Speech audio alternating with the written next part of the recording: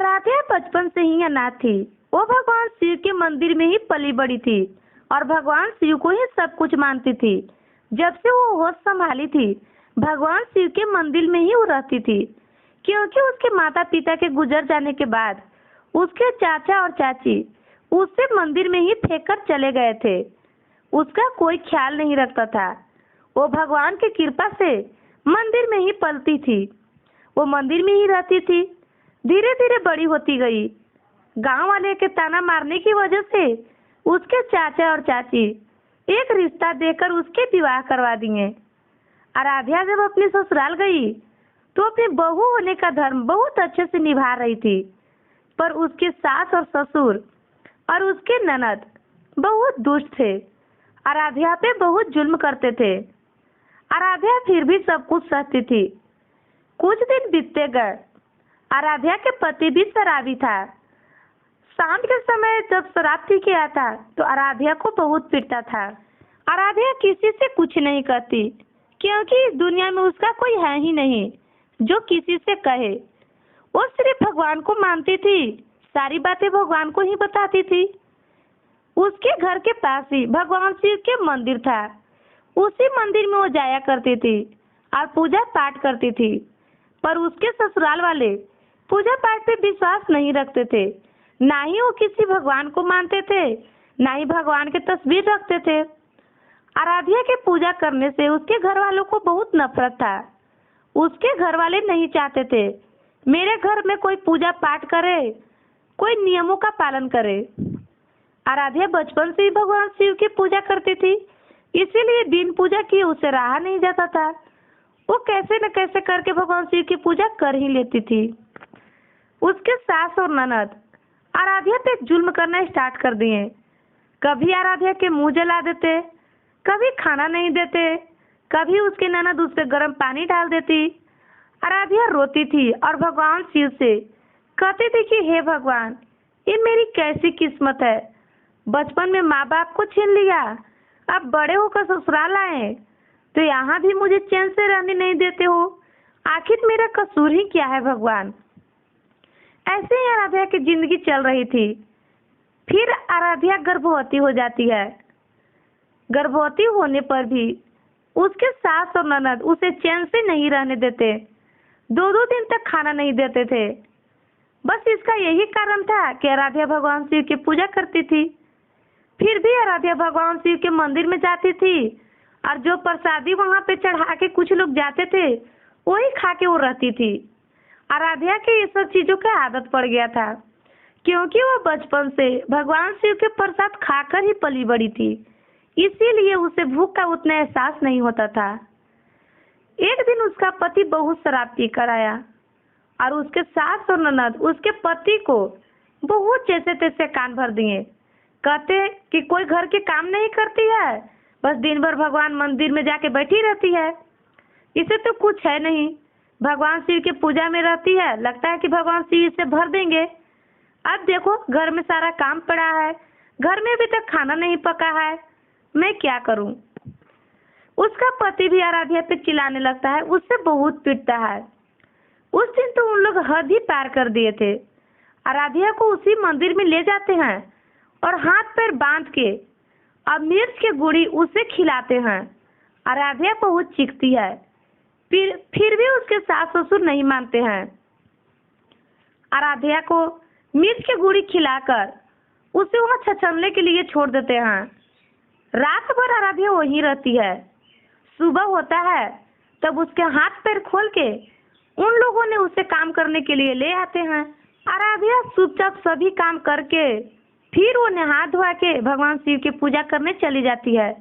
कितना भी जुल्म करने पर आराध्या भगवान शिव को नहीं छोड़ रही थी, क्योंकि उसे लगता था कि मेरी माँ और मेरे पिता भगवान शिव ही हैं, क्योंकि वो वहीं पे पली थी, भगवान शिव के मंदिर में ही पली थी, इसीलिए सब कुछ भगवान शिव को ही मानती थी।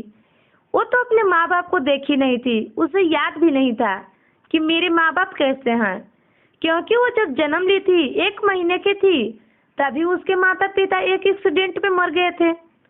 उसके चाचा चाची भी उससे खूब जुल्म करते थे और उसे मंदिर में लाकर फेंक दिए। तो और भगवान शिव के पूजा में ही लीन रहती थी। कितना भी जुल्म करते थे पर वो पूजा करना नहीं छोड़ती थी। ऐसे ही जिंदगी बीतता गया। आराध्या का बच्चा भी हो गया।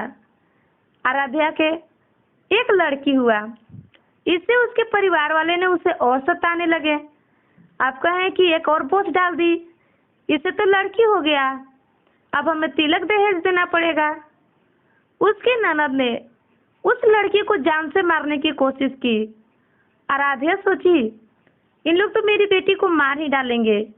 आराध्या जहाँ भी जाती अपनी बेटी को लेकर चलती थी। वो मंदिर में भी जाती थी तो अपनी बेटी को लेकर जाती थी। कुछ दिन ऐसे बीतते गया। उसकी बेटी भी कुछ बड़ी हो गई। आराध्या भगवान की पूजा करती रही।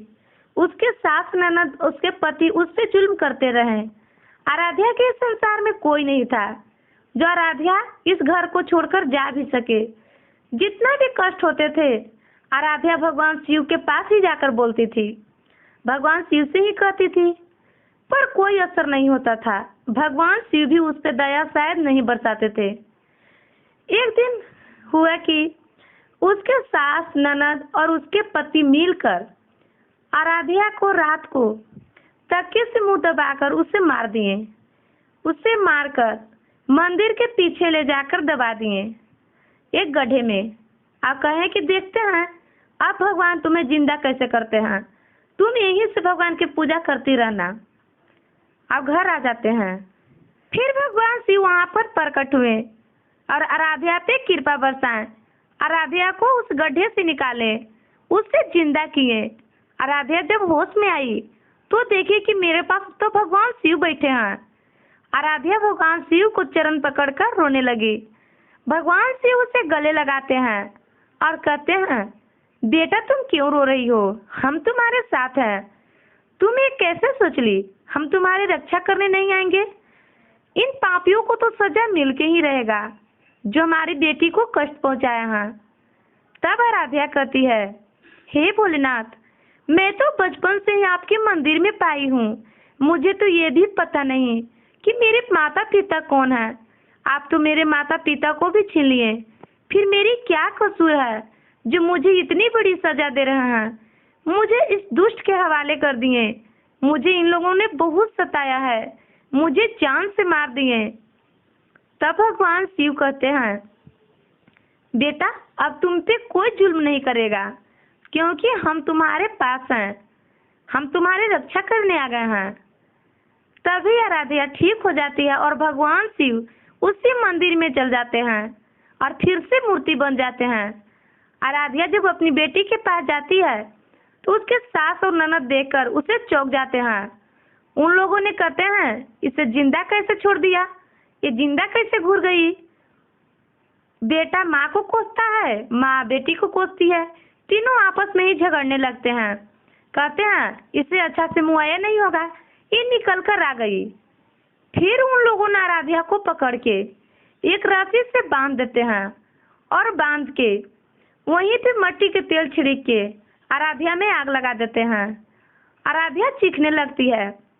तभी भगवान शिव वहां पे प्रकट होते हैं और उसके सास को अंधी बना देते हैं, उसके पति को कोढ़िया बना देते हैं, उसकी ननद को लंकवा मार देता है।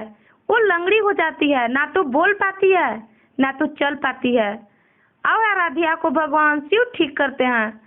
आराध्या पूरी जल चुकी थी, वो दर्द से करा रही थी। भगवान शिव अपने शक्तियों से आराध्या को ठीक करते हैं। फिर उसके सास ननद और उसके पति देखते हैं कि भगवान शिव स्वयं आए हैं आराध्या को बचाने। तब उन लोगों ने आराध्या के चरणों में गिर जाते हैं और माफी मांगने लगते हैं। आराध्या भगवान शिव से कहती है, हे भोलेनाथ, मैंने कभी किसी को बुराई नहीं चाही हूँ। मेरे लिए तो इन लोग ही मेरे परिवार थे, मैंने तो कभी परिवार में नहीं रही। फिर भी मैं अपना परिवार इन लोगों को मानती थी। मैं सोचती थी कि मैं इस घर में आई हूँ तो इन लोगों ने मुझे बेटी की तरह मानेंगे। फिर भी इन लोगों ने मुझ पे बहुत जुल्म किए। हे शिव, हे भगवान भोलेनाथ, आप इन लोगों को माफ कर दीजिए क्योंकि मैं कहाँ जाऊंगी, मेरे माता पिता भी इस दुनिया में नहीं है।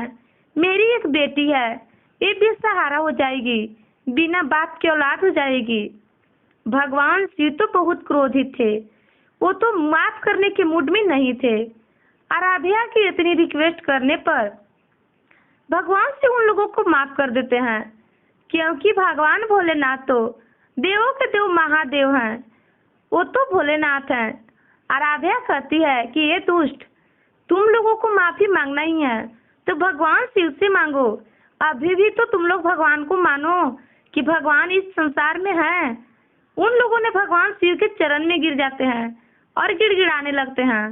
भगवान से उन लोगों को माफ कर देते हैं, उन लोगों का शरीर भी ठीक कर देते हैं।